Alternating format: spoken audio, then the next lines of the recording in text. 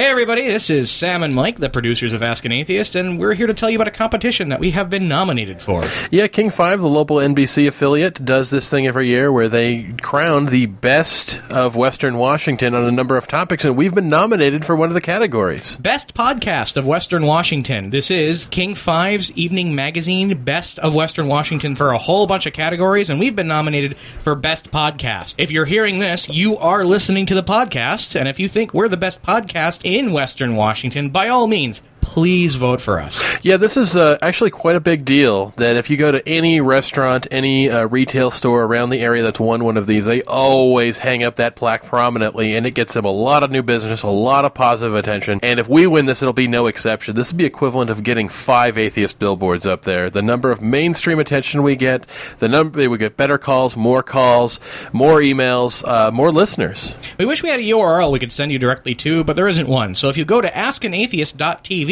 home of Ask an Atheist, and where you're downloading this podcast from, there will be right at the top of the page a place where you can go to vote. Right now we're in first place, but we're by a gnat's breadth, and we're up against some real good competition. Yeah, these are people who've been on big-time radio. These are people with a lot of fans and a lot of money, and we are kind of the Rocky Balboa here. Help us make it to the 15th round. Help us win this thing. Let's do this. Thank you. Please, please, please, please, please, please vote.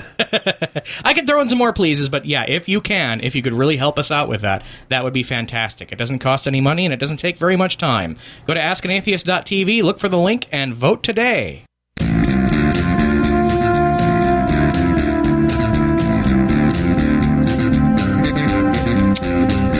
No, it's not often that somebody gets chocolate in my peanut butter to the degree of this next story, but it seems the Christian owner of a comic book store in North Carolina, the Comics Conspiracy, aptly named, has called for a boycott of the entire line of relaunched Action Comics series that DC's putting out, and all comics written by the writer Grant Morrison.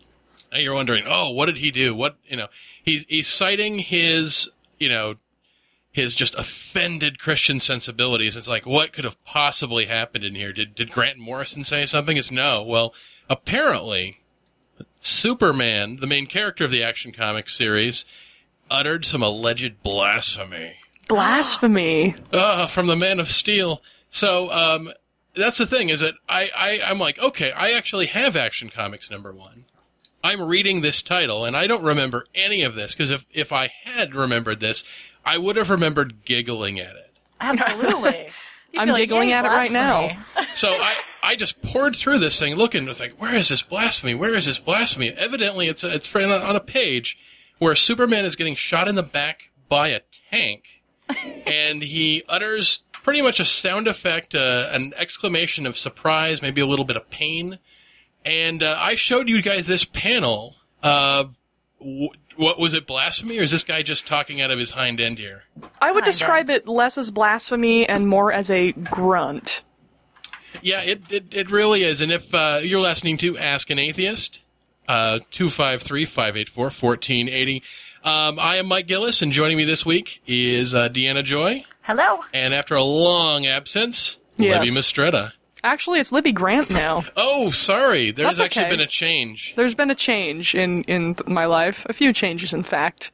Awesome. Well, The only one that I'll go into on the air is that now I have a different last name. congratulations. Thank you. It's easier to spell this way, It's a actually. lot easier to spell. I'm A happy. lot easier to spell. So I showed you guys the panel. How would you actually pronounce what it is that Superman said?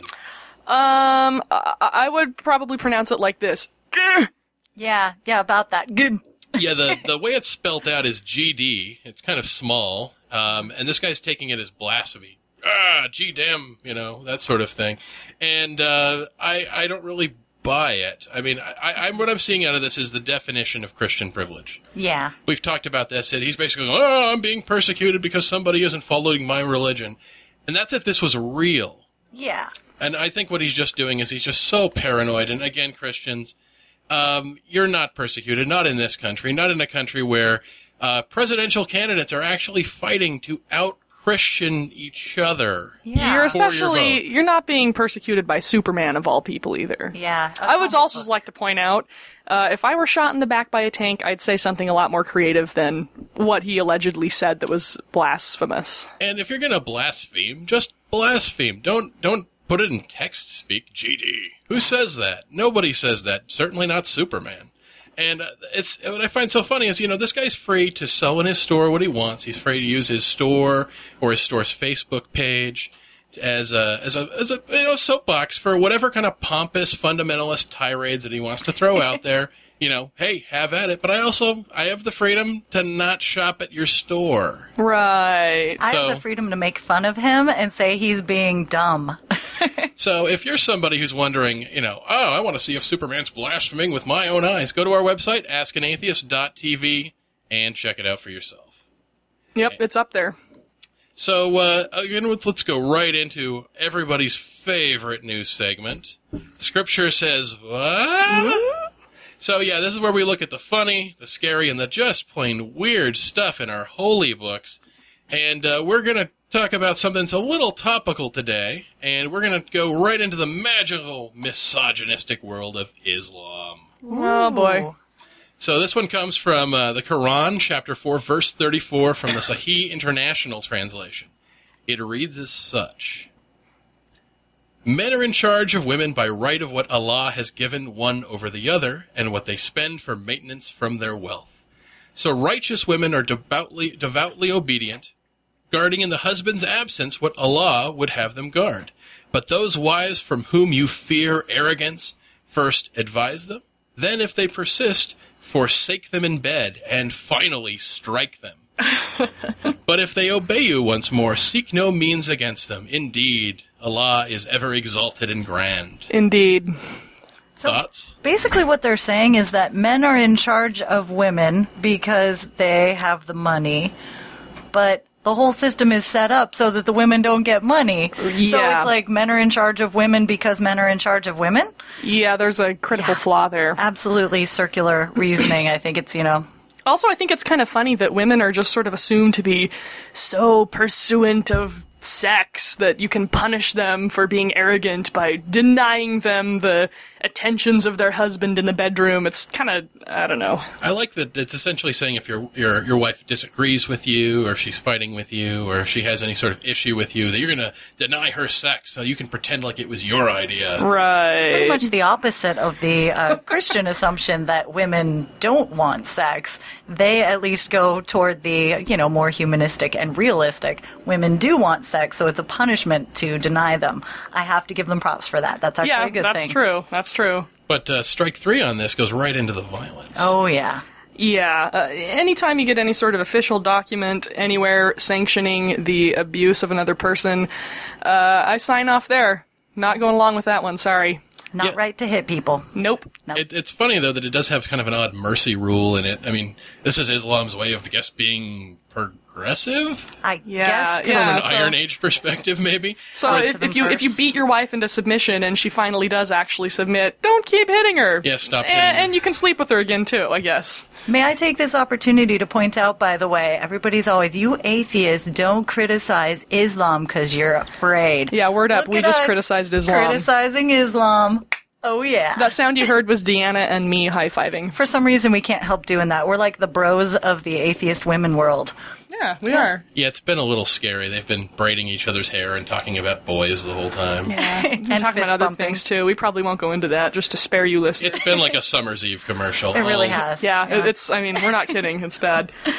So, if you're somebody who has another piece of scripture, it doesn't have to be Islam, it doesn't have to be Christianity, give us the Bhagavad Gita, give us the, Dianetics, the divine principle of the Unification Church of Sun Young Moon. Give us anything. Give us the back of a chick tract. Something funny, something scriptural. We'll look it up, find out if it's real, and we may even read it on this show. Chick tracks, that's a great idea. I love them. I love chick tracts. So awesome. I can't get enough of them. They're so corny. The religious propaganda comics that you find at your average ATM or bus stop. My grandpa used to give those out for to trick-or-treaters for Halloween. Oh, your grandpa was a jerk. Yeah, a little bit. The only thing that would have been worse is candy corn. Oh, Yeah, I'll take the chick tracks over candy corn. Yeah. You guys want to hit some emails? yeah, let's do it. Absolutely. All right, this first one comes from Ted of the Internet. And he wants to know about coping with the death of a loved one. He says, hello, my question is, as atheists, how do we cope with the death of a loved one? Realizing that when friends and family die, they are gone for good, and that you will never see them again, This depresses me so much that I don't want to make new friends. I want to have a family someday, but the thought of losing them forever stops me. If I ever had a child and they died before me, it would completely destroy me. Knowing hell might be real makes me not want to have kids because they might end up there. Thank you for your time. This email really touched me a lot. I really feel for Ted, because I think everyone who has gone from a religion where an afterlife was sort of a built-in part of that belief to atheism has experienced at least a brief period of the same kind of feeling. And what I have to say to Ted is that you have to take the risk of having good experiences in your life. Part of not believing in an afterlife is knowing that this is the only life you have. And you have to do everything you can to make your life meaningful and worthwhile to you. You don't want to cut out the opportunities to have these great relationships with friends, with potential children, with spouses, with any kind of loved ones because you're afraid of losing them. You will lose them. They will lose you. People lose each other. That's part of the tragedy and the beauty of life, and you don't want to miss out on that. You got to just go for it and accept it. Absolutely. And, it sounds to me like, possibly you're feeling a lot of depression, and it's not a bad idea to maybe get checked out for that also, because there's a lot of despair and sadness in this question. But there's also a lot of possible, good avenues to go down to think about. You don't want to make new friends or have children because of the fear of losing them, but this life is really what it's all about. I also want to recommend a Facebook group started by a friend of ours, Rebecca Hensler. It's called Grief Beyond Belief. Just look it up, search it on Facebook. It is a group of people supporting and loving each other through their grief as atheists, because, so much comfort is falsely given by religion. People say, oh, they're in a better place now. You'll see them again. Well, yeah, that's a comforting thought for a minute, but it's not true. And it really seems to put off kind of the grieving until later. Like, you don't have to grieve because you're going to see them again, but you've still lost the person. So there's a lot of stuff in there to think about, a lot of good discussions, a lot of support. I think you'd love the site. You should check it out. I think what we're saying, Ted, is that in the end, you're going to die no matter what you do. And that if you spend the time that you have afraid to make these new connections, afraid to do things that could risk, being unhappy, then you end up wasting the time that you have being a lot sadder than you really needed to be. Exactly. So, anyways, Ted, live your life, be happy. Go be happy. The more time you worry, wasting time worrying about death that's going to come, that's wasting the time that you do have now that you can spend doing things like, walking your dog or hanging out with your loved ones or playing Chinese checkers or something. And everybody out there, if you know someone named Ted, give them a hug right now. Hug all the Teds. All the Teds. Well, maybe not Ted Kaczynski. Okay. Or Ted Haggard. Yeah. Or Ted Haggard. He's done enough hugging. That's true. Okay. Moving on. Yes. This one comes from Andrew, coming from Markham, Ontario, Canada. Has religion always been negative? In your view, has religion historically always had a negative influence on humanity? In my view, religion is in the present an unnecessary concept that we should strive to discard, as it is now holding us back. However, I do not believe this applies historically. Apples. Yes, that's my fun reading comprehension skills. Historically, nor do I believe that we'd been better off if it had never existed in the first place. In fact, I would hold that our social nature, something resembling religion, would have been inevitable in our development as a society, and thus any argument that includes reasoning along the lines of we'd never been better off if religion had never existed, or similar, is a highly flawed argument. What do you guys think? I tend to agree with Andrew there. We are social creatures, and we're curious creatures, and we're always looking for explanations, and back before we had a greater scientific understanding of the world, it probably made as much sense as anything else to say God did it and to develop religions to help explain that. I think it would have happened regardless. And has it always been a negative influence on humanity? No, I don't think it has always been, and I don't think it is always a negative influence on humanity now. Yeah, and it really, I think the biggest positive about it is the idea of community. Yeah. That people come together, people who kind of live in the same area, they gather in a building and they talk about the same things, they support each other. Granted, the things that they believe may not be true, but the other things that they do are good. You know, if somebody dies, everybody in the community offers their support. Right. They pray for each other. They feel like they're comforting each other. They do things like you'll have church food banks, etc. People come together and do positive things because of their religion. But I think that it's not necessary, and that's one of the things we atheists are trying to do, is create community. Right. Where we all can come together and do charitable projects, for instance, the blood donations, the food drives. And so, you know, that community is a positive no matter where it is and what it comes from. I agree. I'm actually taking the contrary view on that. Yeah? Oh, man. I think that religion, for the most part, has been a net negative at any stage of our development. I think that religion has a tendency to make a lot of assertions about the way the universe works and about a lot of the ways that we should act, we should comport ourselves, we should live our lives. Yeah. And that every single time one of those claims, as we've found the scientific, real, legitimate, independently verifiable answer to that question, religion's been totally wrong. And we ended up getting into this completely unnecessary moral quandary, this debate that shouldn't have happened in the first place because we shouldn't have made assumptions in the first place. You're right about that, and you said net negative. I would agree that it has been a net negative over the course of history, but has it always been negative? I would say no, it has not always been negative. That's a persnickety distinction, I know, but a distinction nonetheless. I won't make a blanket statement about it, but I will say that to the degree that religion gets people to do good things, I would say that it gets people to do good things for bad reasons, where good reasons exist. There are good reasons to be nice to your neighbor. I don't need to believe that, the magical man in the sky is going to beat me up if I don't, if I rape my neighbor or steal from my neighbor or beat up my neighbor. I don't need that security camera in the sky. There's a good reason to not do that. Good point. So, anyways, you are listening to Ask an Atheist, 253-584-1480. We're going to take a quick break. And we will be back with you in 2 magically short minutes. We will see you soon.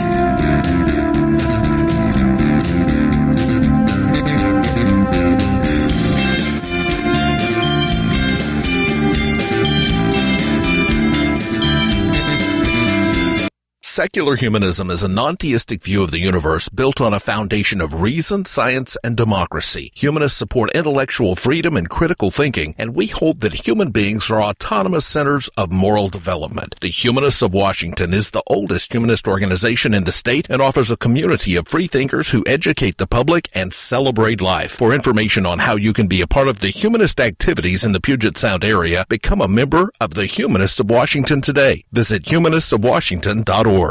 If you enjoy the programming we create here on Ask an Atheist, please make a contribution with us. Your sponsorship helps keep our show on the air and improve the quality of our broadcasts. Donors get access to exclusive Ask an Atheist content. Don't make us beg. Please go to askanatheist.tv and contribute today. Join us after today's show at the Office Bar and Grill in downtown Tacoma. Offering a wide selection of tap and bottled beer, a full bar of your favorite liquor, and a taste bud tantalizing menu, come on down and shoot the breeze with the Ask an Atheist crew. Who can argue with your motives? After all, you're at the office. The Office Bar and Grill is at 813 Pacific Avenue in Tacoma.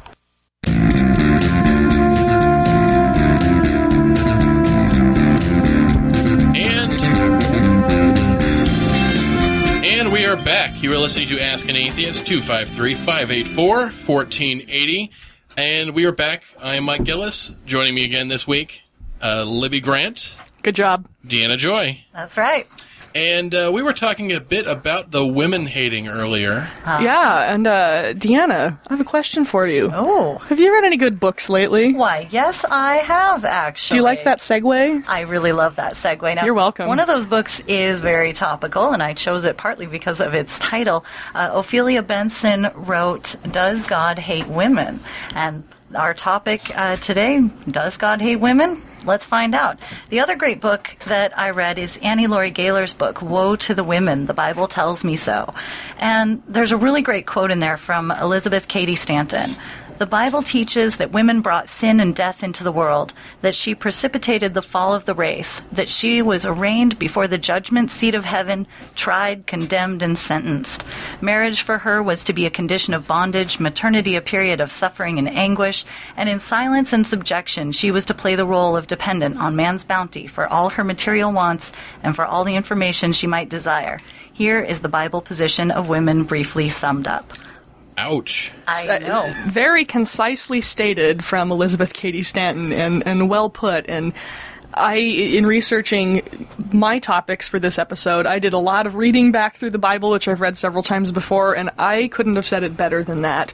That's the Bible position of women, briefly summed up. Yeah, absolutely. And, it's not just like one part here or there or little bits that you can pick and choose. It really is an overarching theme all through the Bible. And, people like to say, well, you can't pick and choose the Bible if you're going to criticize it because it's all one overarching story, and that story is this narrative of this beautiful thing. Well, yeah, okay, they use that to argue for Jesus, but I'm using that overarching narrative to say that God hates women. And it's very easy to see when you read, it's all in Genesis, original sin. You start with the very beginning, the fall of mankind, not just the fall of womankind, but the fall of all humanity. It's all Eve's fault. She's the one who gave the apple to Adam. Which strikes me as a little bit ridiculous. I mean, did Adam totally lack autonomy? Could he not say to Eve, eat it all you want, but God told me not to, so I'm going to obey God? Like, really? Come on, Adam. Yeah. Share some responsibility here. He played a part. Absolutely. And the snake really is the responsible party. You can't blame it all on women. And how was the snake punished? They took away his legs. What? Come on. Just so goofy about this story at the same time is that the thing that they were not supposed to know by eating this fruit was the knowledge of good and evil. Mm-hmm. Right. So was the essential intent of humankind to just be dumb farm animals that just obey, that we're not supposed to actually understand why things are right or wrong? Yeah, that's true. I mean, that's a very important part of being human, is knowing good and evil. And, we wouldn't be human if we didn't have any ideas about what's right and wrong. We couldn't be moral if we didn't know. I think that, my dog or, a cat can respond to punishment, but it doesn't actually understand ethics. It doesn't understand morals. Mm-hmm. A person can. I don't know why that would be a bad thing. Yeah, exactly. And, if you really want to get down to it, God lied to Adam and Eve. He told them in the story that if you eat of this fruit, you shall surely die. The snake told them the truth. The snake said, if you eat this fruit, you will have the knowledge that God has. Yes, you will be like gods, knowing good from evil. Exactly. And sure enough, snake told the truth. And yeah, maybe the snake persuaded Eve to eat the fruit, but to be honest, it's not her fault. She didn't trick Adam. It's obvious that she took that fruit freely, and he took the fruit freely from her, too. But somehow women end up taking most of the blame. And most of the punishment for that, too. Oh, yeah, undoubtedly. Yep. And in fact, 1 Timothy is a spot. Now, you've heard this quote before, all my atheist brothers and sisters. You know this one. For I do not allow women to teach or to exercise authority over men, but she is to keep silent. Most people stop there, though. The next sentence, for Adam was formed first, then Eve, and Adam was not deceived, but the woman was deceived and became a transgressor. That's 1 Timothy 2:12-14, if you want to look it up. Yeah, thanks, Timmy. Yeah, thanks a lot. And, he lays it at the feet right there, that men are to have authority over women because she is deceived and she's a transgressor. And it's also said that women are deceivers. Yeah, women got this nasty reputation of being deceivers because of the Eve story, and that has actually kind of followed them throughout the Bible and has sort of stuck with a lot of female personalities in the Bible, even ones that are lauded as being women who should be role models for other women. They're still depicted in some areas as being deceptive or of being sort of naturally sly and doing all these sneaky things to help their men out. It's kind of strange. But you mentioned how men are to be the heads of the household, and that really struck a chord with me, being raised in a Mormon family. I was raised in a culture where men are literally in charge of the entire family, and it's something that girls and women are raised to expect to just kind of go along with. That's what your life is going to be like. As a Mormon woman, you're going to be raising your family, but you're going to be doing it under the guidance of your husband, who has the final say in everything. But that mentality doesn't just follow through life, though. That mentality follows into death, where women are supposed to be subservient even in the afterlife. Oh yeah, that's in the afterlife too. I have some interesting things to share with you guys about that some of the listeners out there might not know. Well, first of all, I have to say that women in LDS communities are expected to defer to a husband in the same way that the husband defers to God. So basically what that's saying is that women are kind of one removed from God compared to men. So men have a closer relationship with God than women do, and women kind of have to go through the men in their lives as like a conduit to get to God. Wow. Women are not allowed to hold the priesthood, which is not necessarily unusual in a lot of religions, but here's what is unusual. 12-year-old boys are ordained into the sort of lesser tier of priesthood, and they achieve a higher priesthood later in life, but holders of any priesthood in that religion are considered higher authorities on everything than non-holders of a priesthood. So that technically means that a 12-year-old boy is considered to have any kind of authority over his own mother. Seems kind of screwy to me. He's the but boss. Yeah. Oh my God. And even after death, what is this whole idea of being able to get your own planet? No, boys get that, not girls. Well, I kind of have to explain a little bit about how the afterlife works in Mormonism. That way, there are sort of different kinds of afterlife experiences you can have.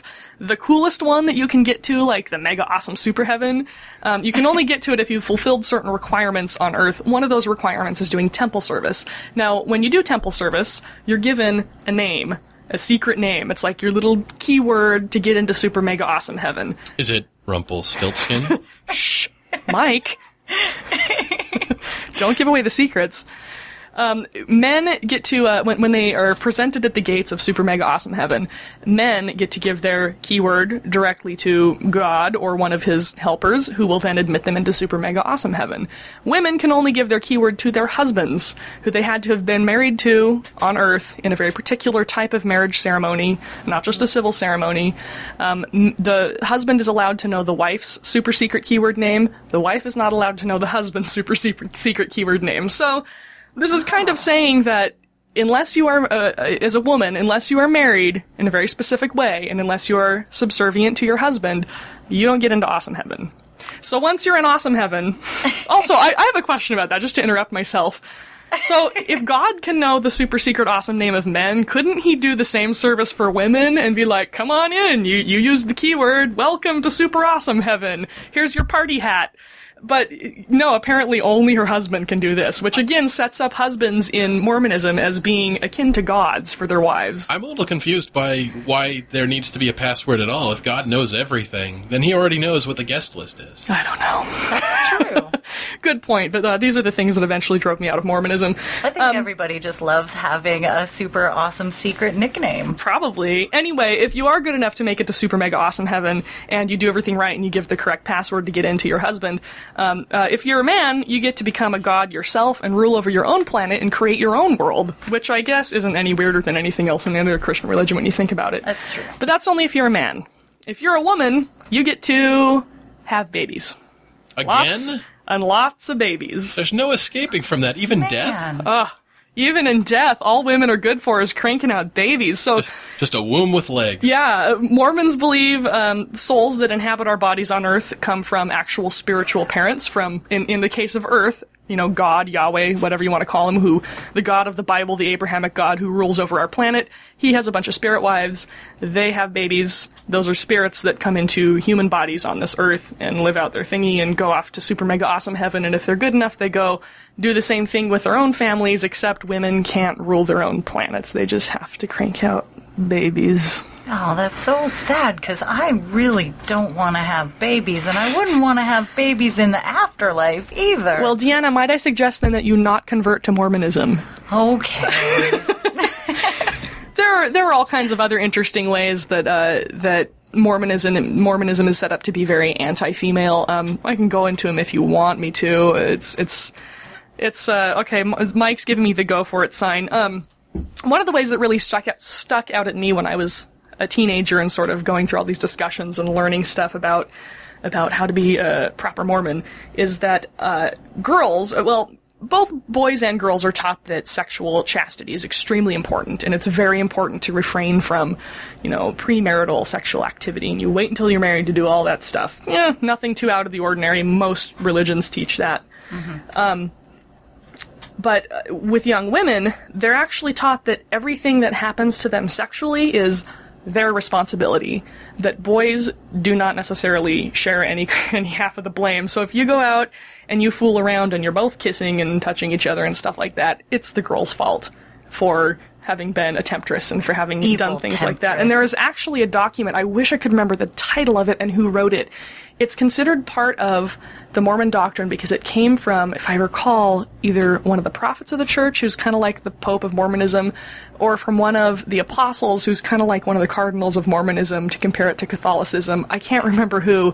I know it was from 1966, and it actually said in it, this was to be taught to young Mormon women, that it is better to die clean than to live unclean. In other words, guard your virginity literally with your life. And if your choices are die or lose your virginity, die. Yeah, this is something I've seen is pretty standard among the really, really devout, scary fundamentalist types.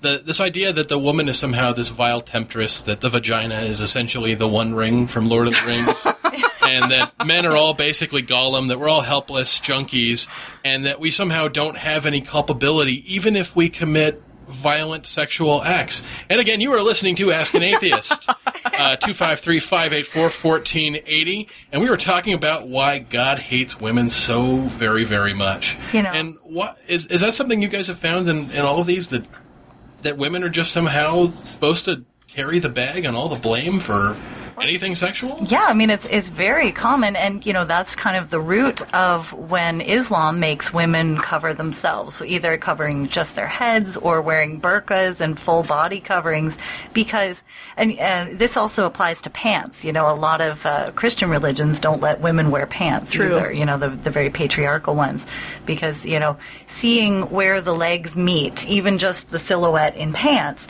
is such a temptation to a man. And the idea is that, if a woman covers herself up, then she can't possibly be tempting the man with her evil sexiness. And so then she will never be assaulted. She will never be raped.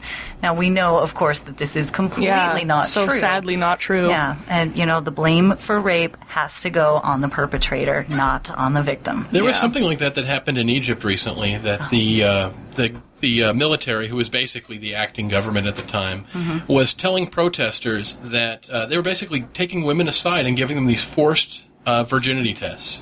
Oh my God! Which is basically rape, anyways. When you're examining somebody sexually like against their will, that is rape. And they were doing this, they said, for the women's own protection, because they didn't want a woman to get raped. And no, that's not it. I take that back. They don't really care if a woman gets raped or not. They don't want a woman lying about having been raped, to say that they'd been raped and not. They're like, okay, we want to make sure that the seal is still secure on that before you start throwing those accusations around. They're more concerned about women lying about being raped than actually protecting women from the sexual assault in the first place. This idea, that's wacky. You'd think you'd punish the men for actually being the rapist. I know. Nope. Can't do that. That's one of those radical atheist ideas, apparently, that is going to destroy the world. You're so liberal, Mike. Men are responsible for their own behavior. Oh, my God.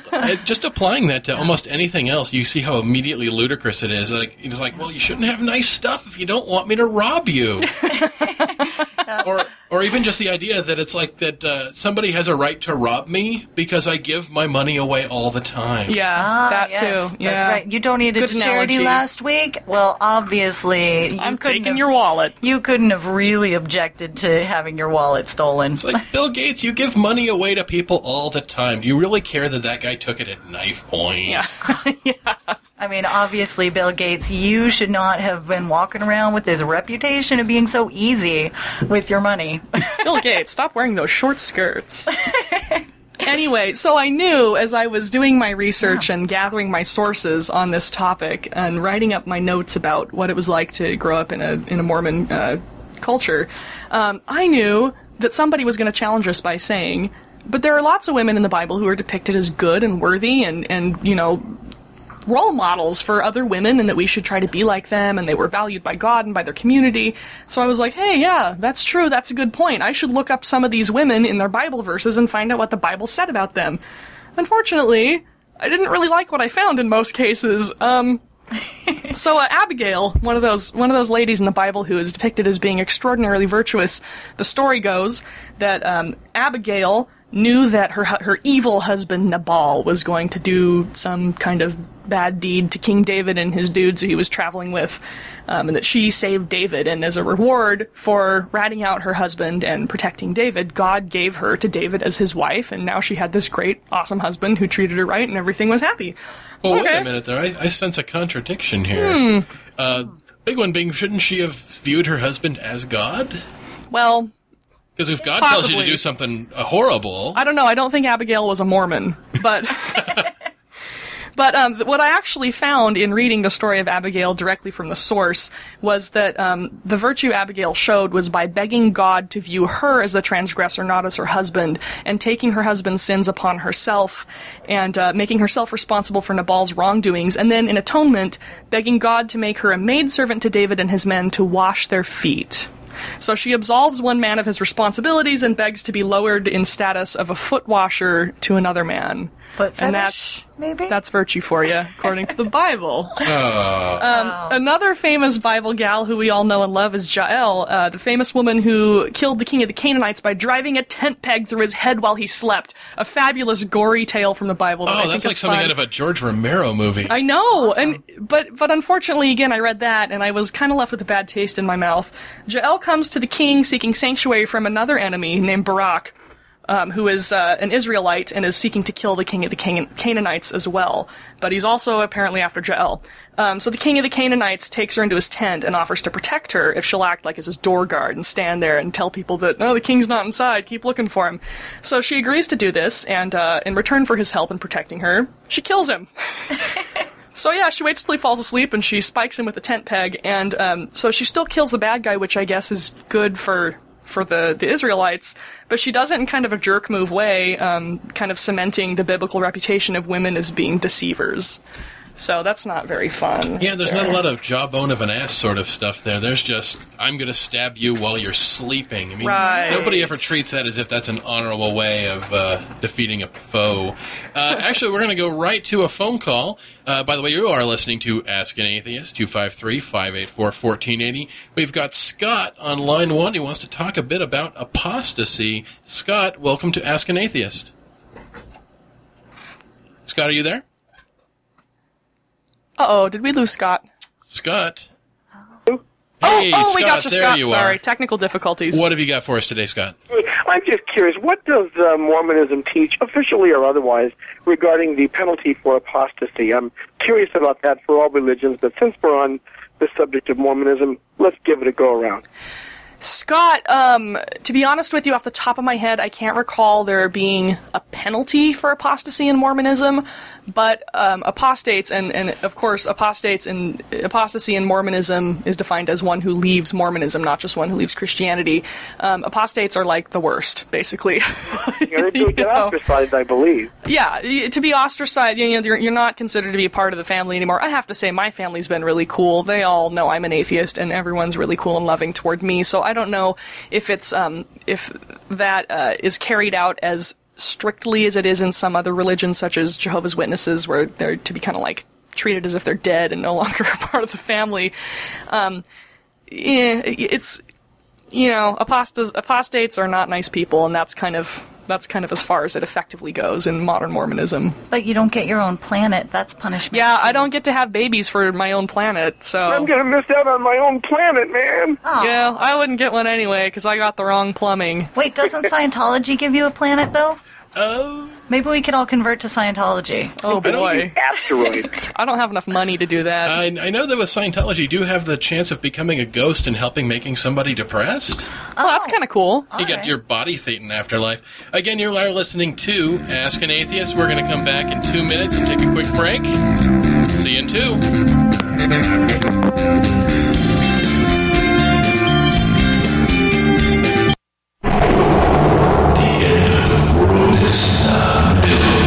Disappear in a wretch, and those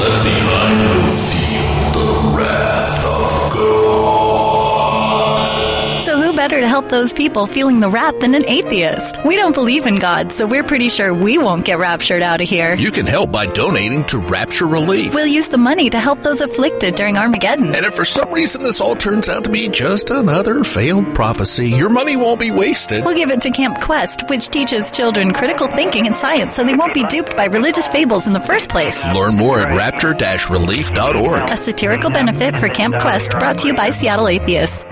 Did you know that not a single psychic or paranormal event has ever been reproduced? Have you ever wondered about the effectiveness of faith healing, Reiki, or sports bracelets? Was 9/11 an inside job, or is that all just another unproven conspiracy theory? Come check out the Seattle Skeptics, a group focused on lively debates and a critical examination of pseudoscience, alternative medicine, and anything else that hasn't held up to the light of the scientific method. Seattle Skeptics was created for those who require a higher bar of evidence than gut feelings or blind belief. We're not contrarians or cynics, we just want to see the evidence. And so should you.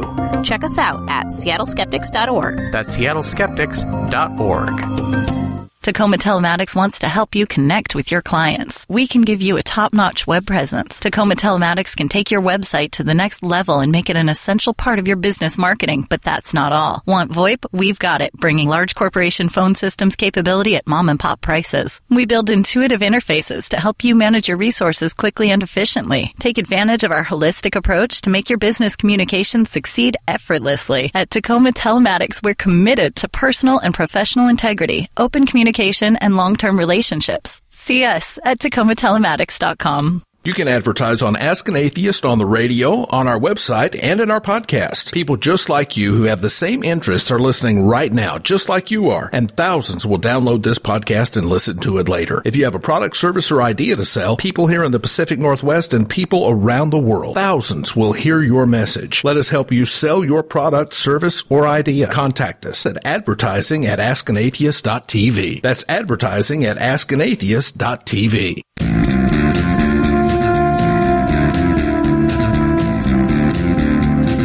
We are back. You are listening to Ask an Atheist, 253-584-1480, and we were talking about the wonderful hobby that religion loves to do that we just like to call women hating.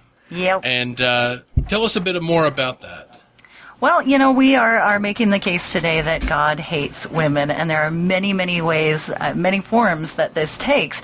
And we're gonna kind of concentrate on the Christian patriarchy movement now. I think that's a good place to go. Now, Mike, you had a story about that. Yeah, I actually had a coworker many years ago who was constantly getting phone calls from his new wife. I mean, just all the time, in and out. And it was to the point that it was becoming something of a joke among the coworkers. And you're like, oh, I'm whipped. He'd just make these little jokes about that. And they're like, yeah, whatever. And you're just like, man, what is it with this guy's wife just calling him like 5 times a day? Wow. And then we found out. He was getting phone calls because his wife was asking permission to do things. Oh, my gosh. Not like big things, not like purchases that need to be made by both people, like, hey, honey, I just bought a new house. Hey, honey, I bought a new car. Yeah. I'm like, hey, honey, can I leave and buy some groceries? Oh, Wow. boy. And it turns out that this guy was actually a member of the Promise Keepers movement. I don't know if you remember those. These are the guys that were really kind of big in the late 90s. Oh, yeah, they'd get together at the big stadiums and scream and yell and have those big meetings. It's like macho guys that do trust falls and hug and cry each other and then come up with really fun ways to subjugate their wives. Because Sounds like a great time. it's totally a great time. And the really sad part of this story with this coworker of mine is that his wife is actually the person who converted him to this type of Christianity in the first place. Wow, really? So I don't know if this is what she wants, but I don't think anybody should want to be subjugated or to be made essentially just another child in your household. I think our friend Vicky could probably help answer the question of why somebody would get into a movement like that. Do you want to Yes. talk to her? Yeah, Let's let's do talk to that. Vicky. All right, let's talk to Vicky Garrison. She runs No Longer Quivering. She is, NoLongerQuivering.com. Okay. And here she is. I think I hear her. Hi, Vicky. Hi, Deanna. It's nice to talk to you again. We spoke recently. We've interviewed her for the Living After Faith podcast, so we're going to release that in a few weeks or so, probably. And we thought, gosh, Vicky has so much to talk about her experience in the Quiverful movement, which is one of those Christian patriarchy things like the Promise Keepers. And we were wondering right now kind of why somebody would join that movement, especially why a woman, how she would end up in it. Could you tell us maybe how you ended up in it? When I look back at it, I just can't even believe that I went for it as a woman at all. I'm like, why do women want anything to do with this? But at the time, I really was drawn to the security of it and just that assurance of knowing, this is my perfect will, God's perfect will. And it was amazing to me because the whole idea of patriarchy and women's submission is presented in such a idealistic way that it actually claims to elevate women to this, very high standard. I used to hear about the power of motherhood. Yeah. It was just, it was really, being promoted as, that it is putting women, almost on a pedestal, as saying, what we're doing is really valuing you for your, true womanhood, which, of course, always related to the womb. Right. In fact, Nancy Campbell, she goes on about how woman is a womb man with a womb. Oh, my God. When Christians, acknowledge that function of a woman, that they're not demeaning a woman in any way, but that they're actually acknowledging and valuing her for, her ability to produce children, which is something men can't do. Vicky, this all sounds so familiar to me. I grew up in a Mormon family, and I know there are some differences between my experience and yours, but so many of the things you're saying are just really hitting home with me. There are a lot of parallels. Yeah, in the religion I was raised in, one of the excuses that's commonly given as to why women can't hold the priesthood is because, women have this incredible power to create life, and men don't have that, and we had to give them the priesthood to make them equal to women. It's just... It's bizarre. You're actually pretending like it's a woman's choice? It really, yes. It supposedly, it convinces a woman that they are being honored. Right. And what's really amazing about that, too, is that, I remember when I first became a Christian, one of the first things I learned about myself was that I am just, inherently wicked, that my heart is deceitful above all things. And I was convinced that the person that my heart wanted to deceive more than anyone was me. Wow. And then as a woman, on top of it, being a woman in the Bible says, as the verses that you were quoting earlier, it says that, the woman is more susceptible to deception. And so I got to the point where I really did not trust my own intuition, my own common sense. If something seemed right to me or seemed to make sense to me, I almost use that as an anti-indicator of what God's will must be. Oh. Because obviously, if an idea appealed to me or sounded good, that obviously was Satan trying to get to me or whatever. And so I do the opposite. I'd be like, well, obviously God would want me to do this thing that, that is a really scary set of controls you can put over someone where they essentially immediately discount their own opinions and views. Wow. Yes. And the thing is, women's intuition can be a very powerful tool. It's like a little internal compass to steer us in the right direction. But, we are taught as Christian women not only not to trust that, but to distrust to the point of saying, this feeling that I have must be demonic, it must be Satan, it must be my own selfishness or whatever. Vicky, I when I heard you were going to potentially call into the show, and I'm so glad you did, I did a lot of reading on the internet about your experiences and your No Longer Quivering site that you set up. And one of the things that really struck me as I was reading through everything was how, the only word I could come up with to kind of describe to myself the impression I got from the experiences you described was insidious. It just seemed so creepy and insidious, the things that you were taught and that you went through. One of the things that really struck me the most, now I can't remember the exact name of this organization, but it was something about family, all in capital letters with a little lowercase I.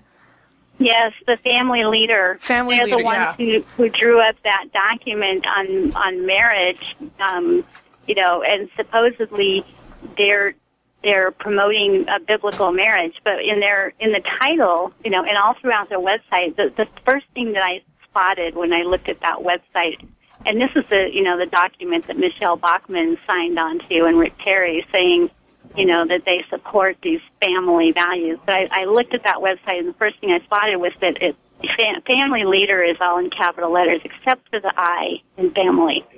Which that implies something rather painful, I guess, to a person who's considering having a family kind of under these guidelines, that you are vastly less important than every other function of your family. Yes, self must be subjected to everything else, and self comes last. And it basically goes on to say, in the footnotes, when it's explaining why that I is not capitalized, it says that, women have to be willing to sacrifice in order to, promote their husbands and their children. Right, in order to be the correct kind of woman. Exactly. So a woman who's not willing to stay home and have babies, is capital I selfish. Wow. And that was really, the self-abnegation is so, because you already got that just in Christianity alone. You're taught to deny yourself, to, take everything to the cross and to give everything up. But then as a woman, you get like a double dose. Yeah. Because, and so it got to the point where literally I just did not consider myself at all. It just was not allowed in the equation.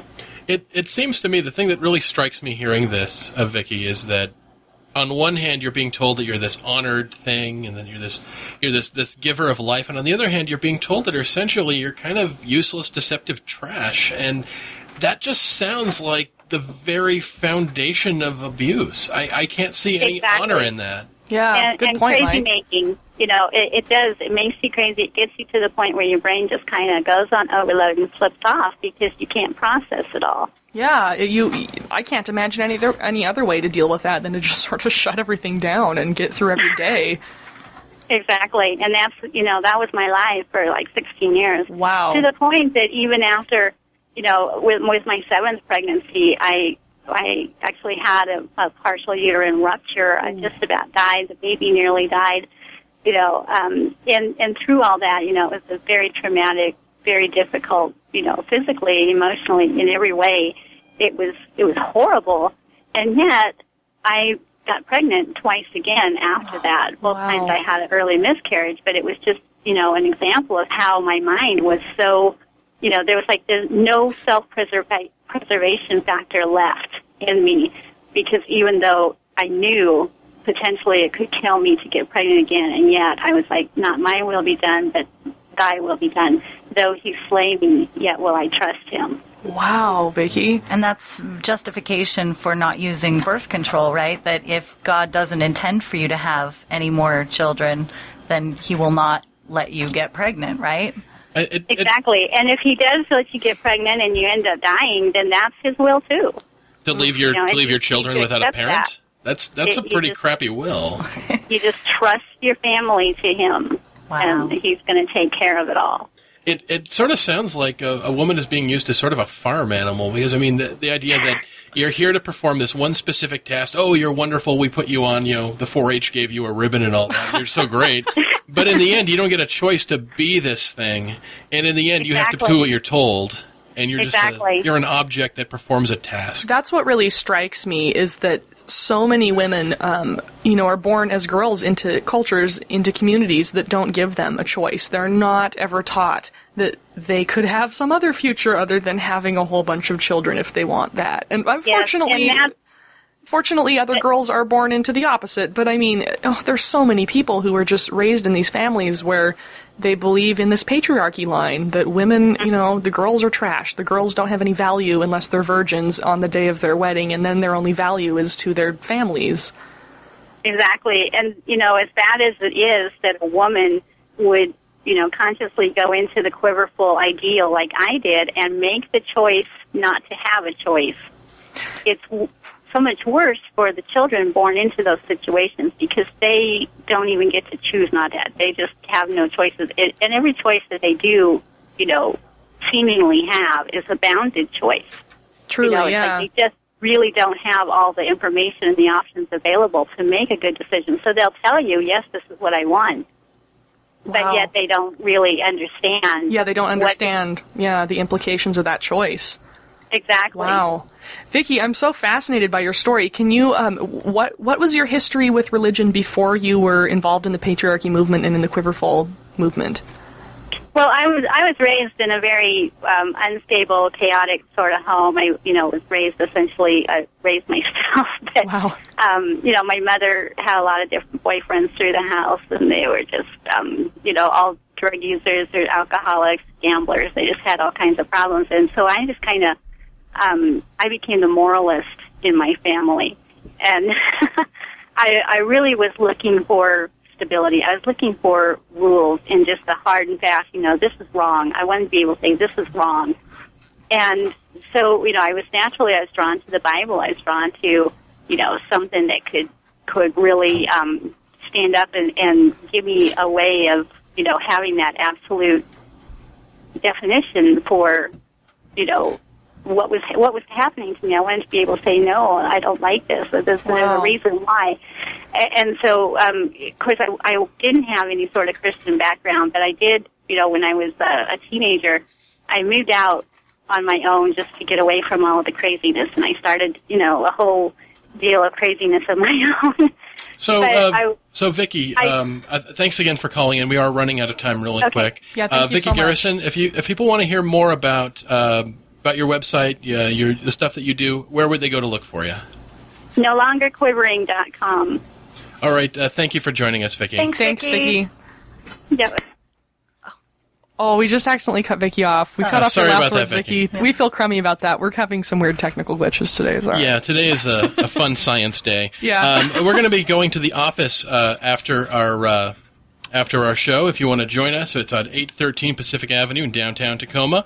Also, we have a web forum now, and if you want to continue discussion about this show, our blog, anything on it, please go to our website, askanatheist.tv, join the conversation.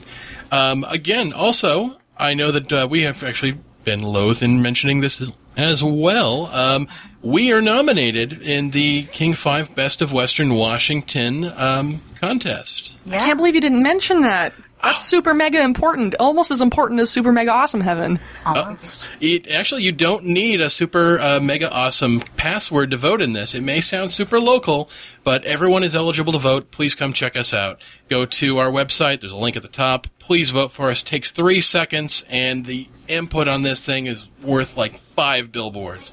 Again, we are going to be cutting out for the day. This is Ask an Atheist. We are a production of NEDM Media.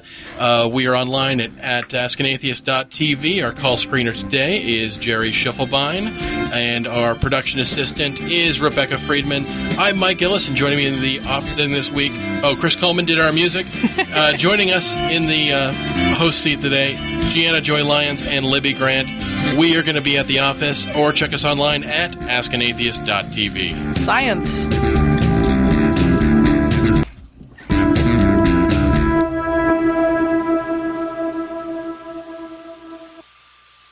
Keeping you informed, this is KLAY, Lakewood, Tacoma.